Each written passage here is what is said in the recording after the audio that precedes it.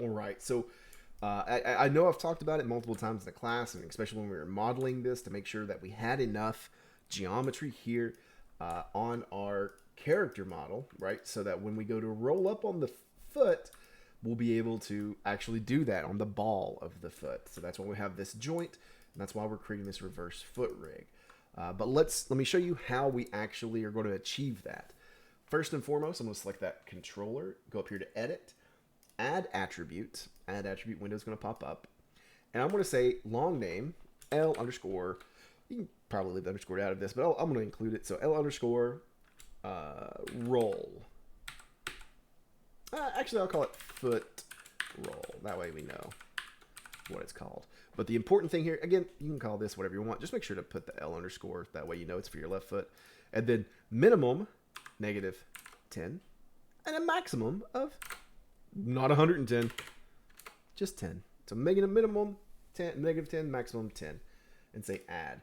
And just like before, when we've used this tool, it adds it over here to your channel box for that foot control. Then we can close this add attribute window. Just like we've done before with set driven keys, we're going to do that again. So we're going to go to our animation menu, key, so many buttons, man. Set driven key, set. But notice as I have that foot control, it's loaded in as the driven.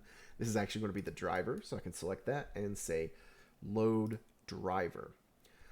And what we want to be driven is the heel, toe, and ball joints of this reverse foot rig.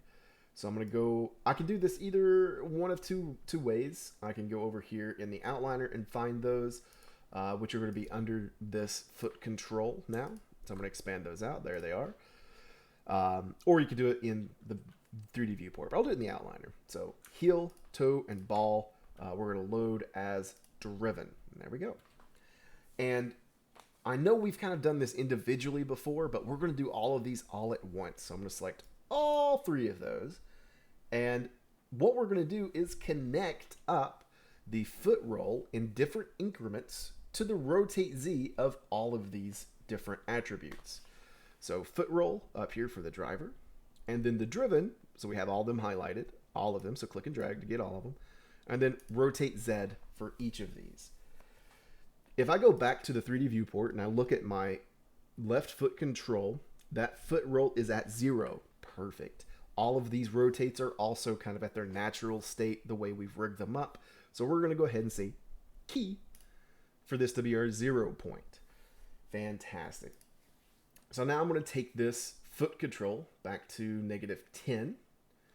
And then I'm going to go over here to my, oh, sorry about that. My computer kind of locked up for a second. So what I want to do is we're just to kind of recap, we're connecting the foot roll -10 to this heel rolling back. So this is going to be the first of the kind of the rotate Z's for -10. So I want to select that heel to key this and rotate it back. I don't want to go too far because you can start to see it kind of disconnects there. Somewhere probably around the 30-40 range-ish here. And then also, you got to think about your character. Typically, and if you go to rotate your foot up with your ankle that far, it doesn't go that far. But I'm going to go roughly, we'll say 25. And again, the foot roll, oops, the foot roll is at -10, and I've just selected the heel of that RF heel and put it to 25. We're going to say key. Now, if we go back to our foot roll here, if we go back from -10 to 0, you see we get that action going on. But now we got to build 2 more to get up on the ball and then up on the toe to get this toe roll looking nice. So I'm going to go to, instead of 0, I'm going to go to 5 on the foot roll instead of 10, right? Then I'm going to go over here to my ball, the RF ball, and rotate that up. And notice just how it's just moving our ankle up, how nice those constraints make this work. So I'm going to rotate on the Z-axis specifically up. And again, I don't want to go too far. Obviously, that's way too far. I'm going to go roughly 32, 30, somewhere in that range, which will be plenty for us to kind of move. And I'm going to say key. And because we have all of these selected, it's not only keying the rotate Z of the ball that I'm doing, but also the toe and heel. So I'm going to say key. So now if I go back to the foot roll and go to 0, now it's at 0. So we can go from -10 to 0 to 5. But then obviously we need something from 5 to 10. So let's just change this foot roll to 10. And then we're going to go over to now our toe, RF toe, and rotate this up. And we can kind of combine the rotate of this and the ball. So let's also get that kind of going as well. So we can push that back and rotate up on the ball. So I've rotated forward, and I'm just kind of thinking of like how you roll off of your toes here.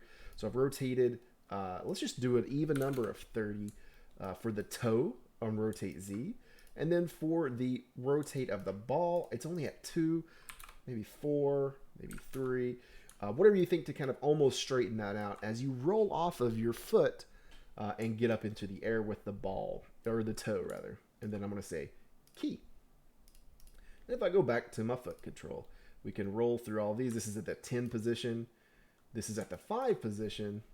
And if we go back to 0, 0, and then -10. So you can see how we can get this rocking motion, right? Of getting up on the ball of our foot and rolling off of it.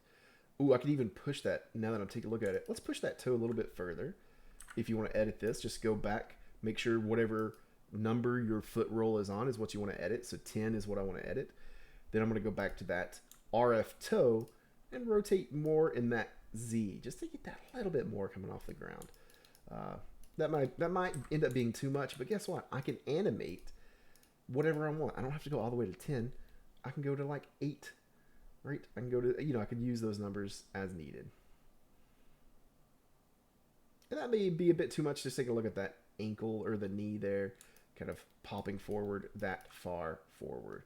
But yeah, speaking of our knee, let's set this to 10. That's our reverse foot rig done. So we can kind of position this however we want. But notice that knee is just kind of sitting there. We're going to do the same thing we did with our arm. And we're going to add in an extra control. So we no longer need the set driven key, and close that out. I'll add in a new control, snap it to the knee, rotate it 90 degrees forward, move it straight forward. Don't move it up or down or left or right, just straight forward. For me, that's Z in that axis, just away from that knee. And then scale it way down, not too far down. Oops. And I can go ahead and, after I get this the way I like it, duplicate it and snap it in the X direction. So I'm only snapping in that X direction over here.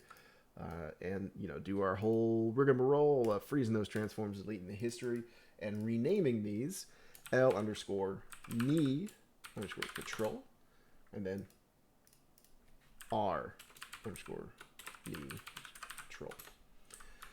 Now we've got to do the pull vector constraint. So we want to select the control, then the I key handle, go up here to our constraint and say pull vector.